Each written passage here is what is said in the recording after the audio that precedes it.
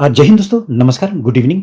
Government job update YouTube channel की तरफ से आप सभी व्यूअर्स को, जॉब एक्सपीरियंस को हार्दिक स्वागत करते हुए डेली जॉब अपडेट में आज हम कवर करेंगे एम्स न्यू दिल्ली, जिन्होंने nursing officer recruitment common eligibility test NORCET 9 यहाँ पर आप देख सकते हो नोटिफिकेशन रिलीज कर दिया। यहाँ पर आप नोटिफिकेशन नंबर देख सकते हो और रिलीज डेट जो कि 22 जुलाई को नोटिफिकेशन रिलीज हो चुका है। अगर आपको डिटेल में और भी जानकारी चाहिए, ये 2 पेज का नोटिफिकेशन है। 2 पेज का नोटिफिकेशन में सब कुछ यहाँ पर नहीं दिया गया है।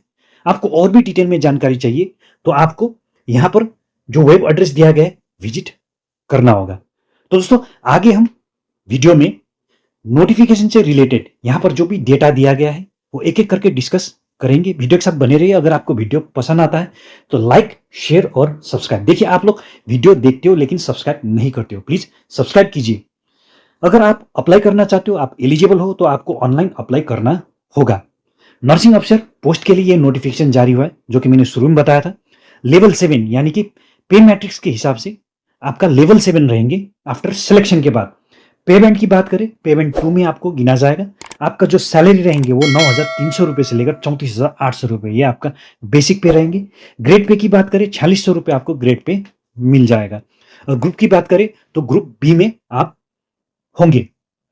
एम्स न्यू दिल्ली और अदर एम्स यानी कि जो भी नोटिफिकेशन है वो ना केवल एम्स न्यू दिल्ली के लिए है, तमाम एम्स जिन्होंने यहां पर अपना पार्टिसिपेशन रखा है उनके लिए भी होंगे। ध्यान दीजिएगा, यहां पर ऑनलाइन एप्लीकेशन आप 22 जुलाई से अप्लाई कर सकते हो। ये आपका प्रोसेस 11 अगस्त 2025 तक शाम के 5 बजे तक रहेंगे, यानी कि शाम के 5 बजे तक आप अप्लाई कर सकते हो। देखिए, अगर एलिजिबिलिटी क्राइटेरिया की बात करें तो सबसे पहले आता है इसेंशियल क्वालिफिकेशन, यानी कि क्वालिफिकेशन सबसे मोस्ट होता है। तो यहां पर आप देख सकते हो BSc honours nursing, BSc nursing from an Indian nursing council public state nursing council recognised institute और यूनिवर्सिटी, यानी कि जिन भी इंस्टीट्यूट या फिर यूनिवर्सिटी से आपने बीएससी ऑनर्स नर्सिंग या फिर बीएससी नर्सिंग किया है वो इंडियन नर्सिंग काउंसिल और स्टेट नर्सिंग काउंसिल से रिकॉग्नाइज होना जरूरी होंगे। या फिर यहां पर आप देख सकते हो अगर आपने बीएससी पोस्ट सर्टिफिकेट्स आपके पास है, पोस्ट बेसिक बीएससी नर्सिंग आपके पास है, वो भी आप इंडियन नर्सिंग काउंसिल या फिर स्टेट नर्सिंग काउंसिल से किया हुआ होना जरूरी है। लेकिन ध्यान दीजिएगा, जिस भी इंस्टीट्यूट या फिर यूनिवर्सिटी से आपने ये जो डिग्री हासिल किया हुआ है वो रिकॉग्नाइज होना जरूरी होंगे। दूसरा है जो कि मस्ट है, register as nurse and midwife with state public Indian nursing council. कहने का मतलब आपका जो सर्टिफिकेट है यानी कि आप जो हो वो रजिस्टर्ड नर्स या फिर मिडवाइफ होना जरूरी है, चाहे आप स्टेट से हो चाहे आप इंडियन नर्सिंग काउंसिल से हो, लेकिन रजिस्टर्ड होना निहायत ही जरूरी होंगे अप्लाई करने के लिए। देखिए, यहां पर और भी दिया गया है, यानी कि जो हमने अभी डिस्कस किया ये वाला क्वालिफिकेशन आपके पास नहीं है लेकिन आपने नर्सिंग में डिप्लोमा कर रखे हो, तब भी आप एलिजिबल रहेंगे। यहां पर चेक करेंगे कौन सा डिप्लोमा एलिजिबल रहेंगे। सबसे पहले diploma in general nursing midwifery from an Indian nursing council या फिर स्टेट नर्सिंग काउंसिल से आपने किया हुआ है मिडवाइफरी का डिप्लोमा, तो आप एलिजिबल रहेंगे। लेकिन ध्यान दीजिएगा, जिस भी इंस्टीट्यूट से आपने किया है या फिर यूनिवर्सिटी से किया है वो गवर्नमेंट रिकॉग्नाइज होना जरूरी होंगे।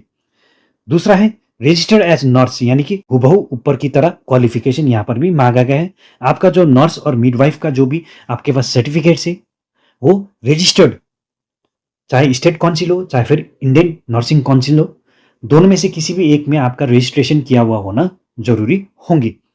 या फिर 2 साल का एक्सपीरियंस चाहिए 50 बेडेड हॉस्पिटल में एज ए नर्स। रिमार्क में यहां पर कुछ एक इंपॉर्टेंट पॉइंट आपको दिया गया है, यहां पर आप देख सकते हो the required 2 years of experience, यानी कि जो 2 साल का एक्सपीरियंस यहां पर सी में दिया गया है वो इसेंशियल यानी कि मैंडेटरी रहेंगे। अगर एज लिमिट की बात करें फॉर ऑल एम्स के लिए बिटवीन 18 से 30 साल, यानी कि 18 से 30 साल के बीच आपका एज हो रहा है तो आप अप्लाई करने के लिए एलिजिबल रहेंगे। यहां पर एज रिलैक्सेशन अभी किसको मिलेंगे, यहां पर देख सकते हैं एज पर detail on age relaxation given in general condition, यानी कि एज रिलैक्सेशन जनरल कंडीशन पर दिया जाएगा। वो कौन सी कंडीशन होंगे, वो रिक्रूटमेंट रूल्स और रेस्पेक्टिव इंस्टीट्यूट पब्लिक हॉस्पिटल, यानी कि जो भी हॉस्पिटल या फिर इंस्टीट्यूट के लिए आपका रिक्रूटमेंट प्रोसेस चल रहा है उनके जो भी रिक्रूटमेंट रूल्स होंगे उसके हिसाब से आपको एज रिलैक्सेशन मिल जाएगा। एप्लीकेशन फी की बात करें तो यहाँ पर आप देख सकते हो जनरल ओबीसी कैंडिडेट 3,000 रुपये, SC/ST कैंडिडेट, EWS कैंडिडेट 2,400 रुपये, पर्सन विद डिसेबिलिटी, यहाँ पर PWD कैंडिडेट यानी कि जो भी डिसेबल पर्सन है आपके लिए भी कुछ एक वैकेंसी रिजर्व करके रखा हुआ है, आपके लिए फी एग्जेम्प्टेड रहेंगे। The candidate can pay prescribe application fee through, यानी कि आपको ऑनलाइन फी पेमेंट करना होगा। यहाँ पर आप देख सकते हो डेबिट कार्ड, क्रेडिट कार्ड या फिर नेट बैंकिंग। तो ये ऑनलाइन जो पे करने का एक साधन है, तो आप ऑनलाइन पे कर सकते हो। देखिए, application fee once remitted shall not be refunded.